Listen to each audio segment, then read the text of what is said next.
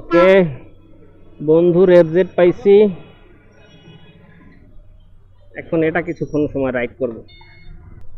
সামনে ওই যে আমার হিরো হাঙ্ক কর্দমাক্ত অবস্থায় লেবুর সেবুর হয়ে রয়েছে। অ্যাকচুয়ালি এফজেড এর ব্যাপারে কিছু মানুষের অ্যালার্জি আছে, বাট আমার কাছে বাইকটা বেশ ভালোই লাগে। এফজেড কে যখন আপনারা কচ্ছপ বলেন তখন একটা জিনিস চিন্তা করেন যে ইয়ামাহার কিন্তু গতিশীল বাইকও আছে, R15 আছে, MT আছে, সেগুলো কিন্তু রাস্তার স্পিডস্টার। কিন্তু এফজেড কে ইয়ামাহা ওইভাবে বানায় নাই। এফজেড কে বানাইছে ডিসেন্ট স্পিড এবং হ্যান্ডলিং, কন্ট্রোলিং, কমফোর্ট এইসবের জন্য। সো এটাকে শুধু শুধু কচ্ছপ বলে ট্রোল করার কোনো মানে হয় না মনে হয় আমার। যারা বলেন তারা কেন বলেন আই ডোন্ট নো।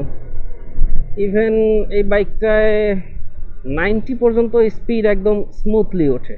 90-র পরে 95, 100, 105 উঠতে একটু টাইম নেয়, কথা সত্য। বাট এত স্পিড যার লাগে তিনি এইটা না কিনলেই হয়। এই দেশে অনেক বাইকই আছে যেগুলো এই পরিমাণ স্পিড তোলে না। ইভেন আমার এই যে হিরো হাঙ্ক হয়তোবা টপ স্পিডে হয়তোবা এফজেডকে হারাই দেবে, বাট এটার স্পিড আমার মনে হয় আমাদের মানে প্রেক্ষাপটে যথেষ্ট। যার অতিরিক্ত স্পিড লাগবে তিনি ভিন্ন বাইক কেনেন। তবে একটা বিষয়ে সবাই অভিযোগ করতে পারে, আমারও অভিযোগ আছে, সেটা হচ্ছে তুলনামূলক এই বাইকটার প্রাইস বেশি। তুলনামূলক প্রাইস বেশ ভালোই বেশি। এই বিষয়টায় আমিও সবার সাথে একমত। কিন্তু এই বাইকটা যে অমুক দিক থেকে খারাপ, তমুক দিক থেকে খারাপ, এই বিষয়টা আমি পুরোপুরি একমত হতে পারি না। আর আমি এত ছোট ব্লগার যে আমাকে কেউ চেনেই না। সো আমাকে কেউ কোনো বিষয়ে কি বলে প্রণোদনা দিয়ে যে এইরকম কথা বলাইবে এর কোনো মানে হয় না।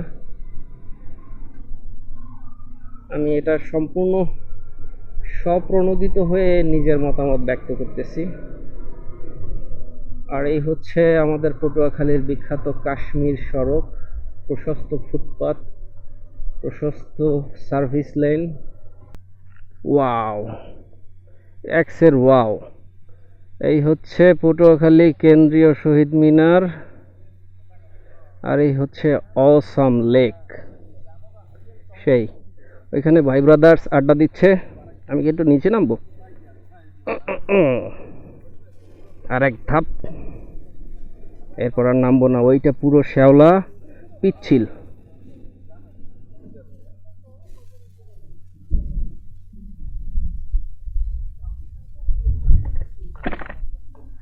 চল ভাই, এই যে গোলাপের পাপড়ি ছিটাই ছিটাইয়া ওয়েস্ট করছে, এই ব্যাপারে তোমার অভিমত কি? কমে আমার থত মায় হ্যাকির লেগা। ওকে, আমরা লেকের সৌন্দর্য উপভোগ করতে থাকি।